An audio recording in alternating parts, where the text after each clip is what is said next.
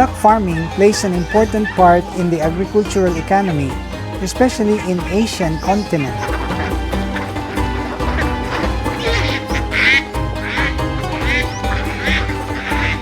The duck meat and eggs are consumed by many people worldwide. This video is intended to promote intensive awareness to empower rural households for duck farming to increase duck egg and meat on a commercial scale.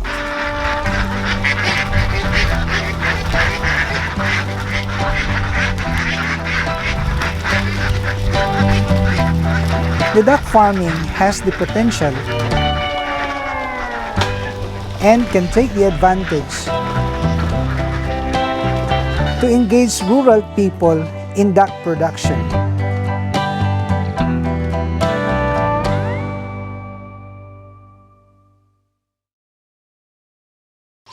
Hi guys, it's a beautiful day once again and welcome back to Dexter's World channel.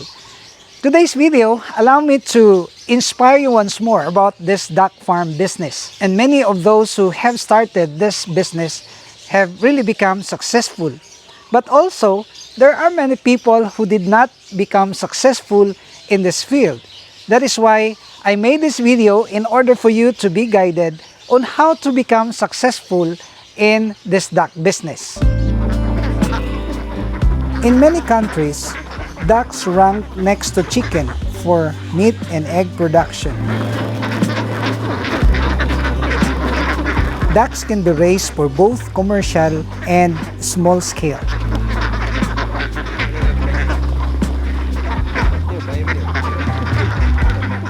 They are very hardy bird and they need less care and management. They can adapt themselves with almost all types of environmental conditions.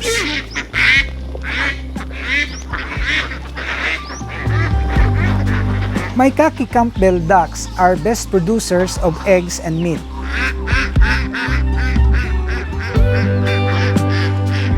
These ducks are also raised by several farmers in our country.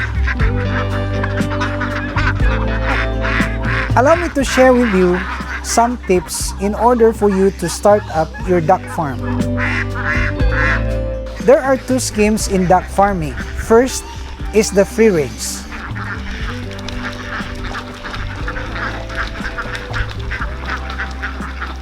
This is the traditional way of raising ducks. In this scheme, ducks are allowed to graze and scavenge on newly harvested rice fields.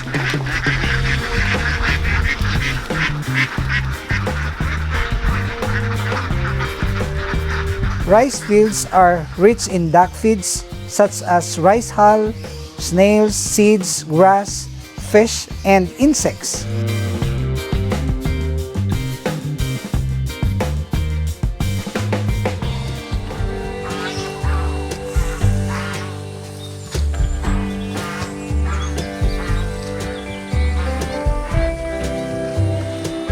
So guys, this is really best for the ducks because I can see right here that there are many snails. You see, these are alcohol and this can be the good source of protein for our ducks. And this shell, or I mean snails, are actually breeding right here, and I can see so many eggs, and you will see the vastness of the space. You will see that we can utilize this one for the ducks.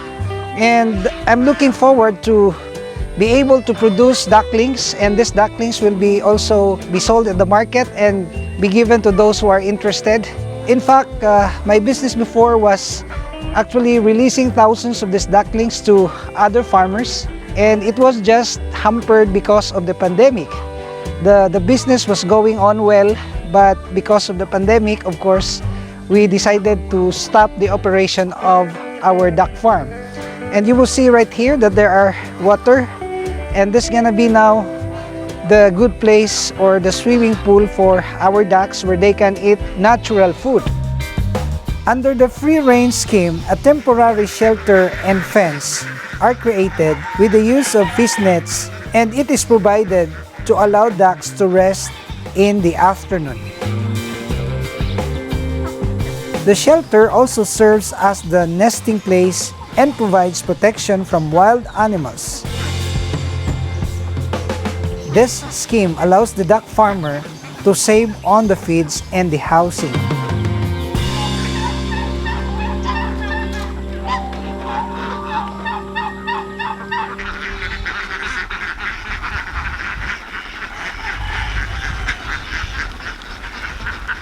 So let me share with you some tips on how to improve our duck farm, because I know that there are many problems that a duck raiser would encounter when they are doing this on the first time.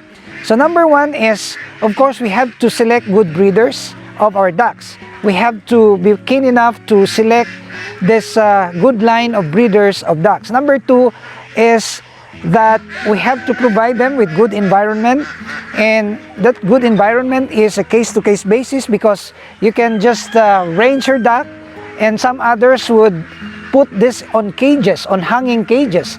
Well, it doesn't matter as long as these ducks would be provided with good facility. And number three is the kind of food that we are giving.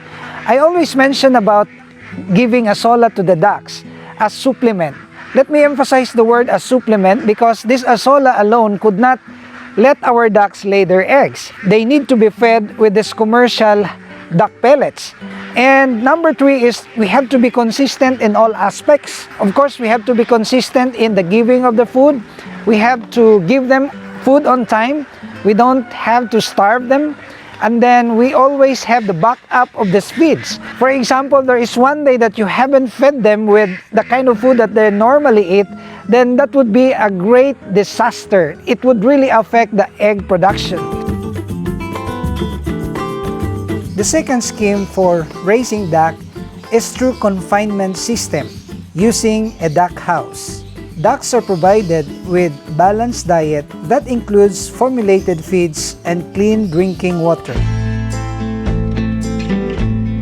Here are some guidelines in duck farming.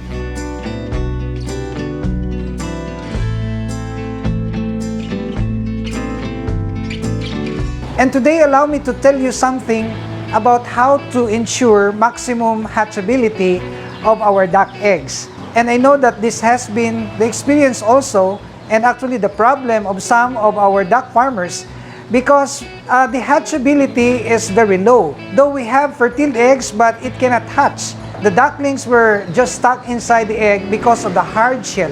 And this can be addressed actually, and this is what I'm going to share with you right now.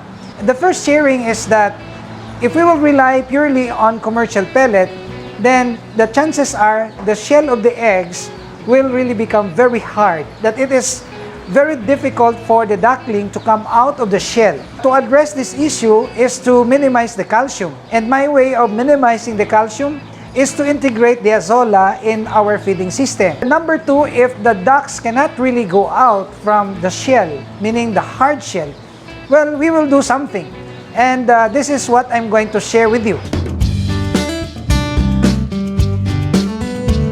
And guys, allow me to substantiate what I am talking about. We are here in the incubator, and of course, you will see inside in the hatcher that we have so many eggs. These eggs are quite delayed because all the rest have been hatched already, but we don't have any sign of this eggs breaking up. So my conclusion is that these eggs have hard shells. So what we're gonna do is we will do the misting. I have here the spray. We will spray like that. And this is the usual thing that we do. And this is just for purposes of demonstration. We have to spray, and then these are actually the routine that we are doing. Actually, we already have hatched this one, but this made possible, meaning the high hatchability of these eggs made possible because of our assistants. Just yesterday, we did a lot of, misting. Well, maybe you will ask, Dexter, you already have the water there for humidity inside the incubator. Will this not be enough for the duck eggs? My answer is it is not enough. We have really to do the misting in order to make the eggshells brittle. because this is very hot inside. We have this 39 temperature, and then we spray the eggs in order to make the shell brittle. You have to provide the brooder with sufficient heat for the day-old ducks until they will reach up to 2 to 3 weeks of age.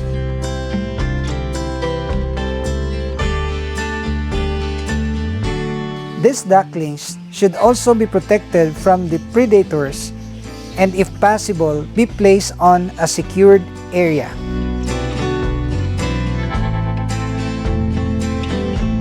So guys, witness that these ducklings will now be put here inside. You will see that we already have here so many of them, actually more than 100, close to 200 ducklings. And you will see that they have only two colors. We have the black and the lighter yellow. And this lighter yellow are actually the female, and the black ones are the male. This is really very predictable, and I would like to commend our DOST for coming up with this kind of breed. This is a product of crossbreeding. We have the mongrel ducks, we have the crossing of mongrel to Khaki Campbell and other similar breeds to come up with this more bigger and more active ducklings or strain of ducks. Never release your ducklings on the ground when they are not yet ready. Normally, ducklings at the age of 1 month is already good for the grower house. In the grower house, the ducks will stay up to 45 months of age before they're gonna be transferred to the laying house. And per experience, what is best is for us to establish a good system from the hatching, from the incubator, and then brooding pen, and then the growing pen, and then out in the field, and then producing eggs. And as soon as we can establish a good system, then that's the time that we are set to a massive production of eggs, maybe a massive duck farm. And maybe we can aim from 5,000 to 10,000 heads in the future. Well, that's my dream in the future. But we will start small.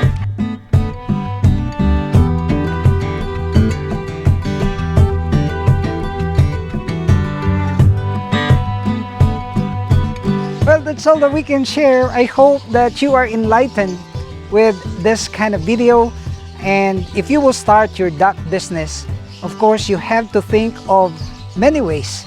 The feeding, the housing, and the selection of good breeders in order for you to really become successful, that you will not regret wasting your money, spending a lot of money for the advancement of the business. So that's all that we can tell you today. I hope that you will subscribe. If you are not subscribed to the channel, you will start subscribing now, because we're uploading videos every 2 days.